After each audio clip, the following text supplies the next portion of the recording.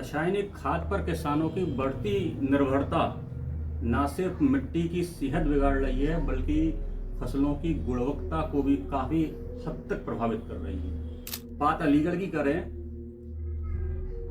तो यहाँ मिट्टी की जो जांच हुई थी मृदा परीक्षण लैब में, तो उसकी जो रिपोर्ट वो वाकई चिंतनीय है। एक उपजाऊ मिट्टी के लिए 0.51 से लेकर 0.80 प्रतिशत तक जीवांश कार्बन होने ही चाहिए, तभी पौधों को पूरा पोषण मिल पाएगा, फसलें सुरक्षित रहेंगी। लेकिन यहाँ जो स्थिति सामने आई है रिपोर्ट के देखने के बाद,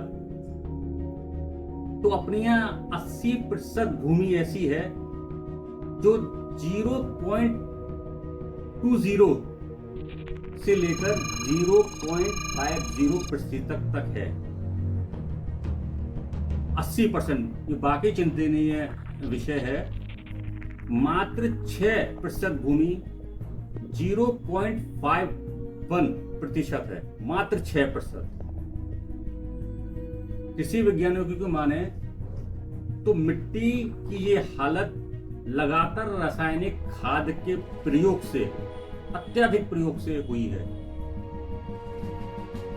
यूरिया, डीएपी, एनपीके, एनओपी, इसकी मात्रा निर्धारित है किस फसल में कितने हेक्टेयर प्रति हेक्टेयर तक कितनी खाद लगानी है, कितना यूरिया डालना है, कितना डीएपी डालना है। लेकिन किसान इसका प्रयोग करने के लिए मजबूर हैं। वजह, अब हमारी भूमि में इतनी उर्वरा शक्ति नहीं रही कि फसलों का बिना इसके उत्पादन कर सके। यही वजह है कि अलीगढ़ ही नहीं, हर जिले में जो रासायनिक खाद का मानक और लक्ष्य निर्धारित होता है उससे कहीं अधिक आपूर्ति हर जिले में यूरिया, डीएपी या अन्य खाद की जाती है। बात अलीगढ़ की करें तो यहाँ लास्ट ईयर यानी कि 2023 में यूरिया का लक्ष्य खरीफ सीजन में 75,000 मीट्रिक टन था। आपूर्ति हुई 82,000 मीट्रिक टन से कहीं अधिक, जो खेतों में खपा दिया गया। वर्ष 2024 की बात करें तो इस वर्ष लक्ष्य निर्धारित है वो भी 75,000 मीट्रिक टन से थोड़ा ही ऊपर होगा। लेकिन जो आपूर्ति हुई है, जो उपलब्धता है, वो 94,000 मीट्रिक टन है यूरिया की। डीएपी अलग है। ये यूरिया किसानों को अनुदान पर दी जाती है।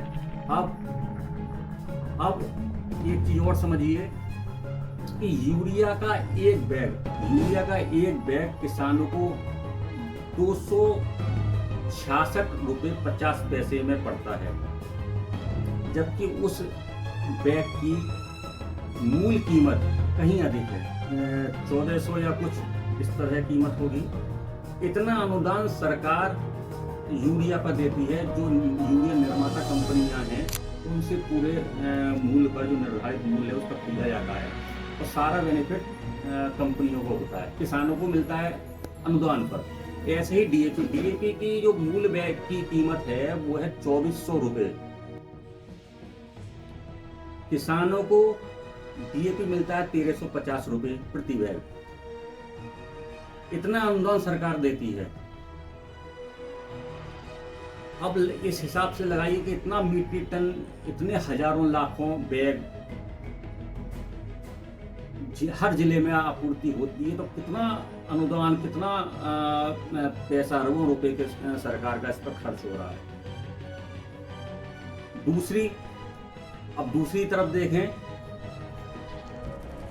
तो सरकार ने बहुत से विकल्प दिए। अभी 2-3 साल में ही सरकार ने कुछ विकल्प भी दिए हैं, जिसमें एक नैनो यूरिया भी है, नैनो डीएपी भी है, एनपीके को भी सरकार प्रमोट कर रही है। लेकिन ये अभी मार्केट में तो आ गए, लेकिन किसानों के मन में नहीं आए, किसानों के दिल में नहीं बसे।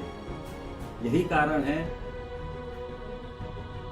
कि बाजार में नैनो यूरिया, डीएपी के उतरने के बाद भी 2 साल से इनकी आपूर्ति तो हो रही है, लेकिन बिक्री बहुत कम है। विभागीय अधिकारी इसके बारे में किसानों से समझा नहीं पा रहे या किसान समझना नहीं चाहते। एक दूसरी बात भी है, क्योंकि ये नैनो डीएपी और यूरिया एक तरल खाद है। इसका सामान्य यूरिया डीएपी की तरह हम इसका बिखराव नहीं करते, वो दानेदार यूरिया होती हैं, लेकिन ये तरल खाद है, इसका स्प्रे किया जाता है, इसका छिड़काव किया जाता है। तो छिड़काव के लिए भी संसाधन चाहिए, जानकारी चाहिए, किस फसल पे कितना डालना है, कैसे डालना है, ये जानकारी किसानों को, अधिकांश किसानों को पता नहीं है। यही वजह है कि किसान अभी इतना अवेयर नहीं हो पा रहे इस ओर कि वो इस विकल्प को अपना सकें। सरकार को चाहिए कि इसके प्रति जन जागरूकता या कोई ऐसा व्यवस्था की जाए कि किसानों को इसके बारे में जानकारी हो, ज्यादा से जानकारी हो, ज्यादा से ज्यादा।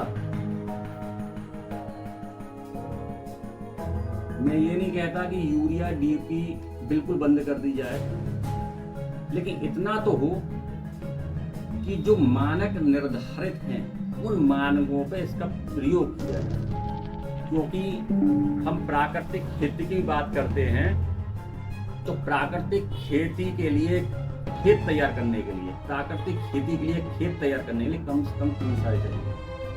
खेत हम तब तैयार कर सकते हैं जब धीरे धीरे रासायनिक खाद का प्रयोग कम होता है। तो रासायनिक खाद मिट्टी की उर्वरा शक्ति तो नष्ट करते ही हैं, जीवांश कार्बन नष्ट करते हैं, जो भी मैंने बताया था कितना % होना चाहिए, वो नष्ट करते हैं।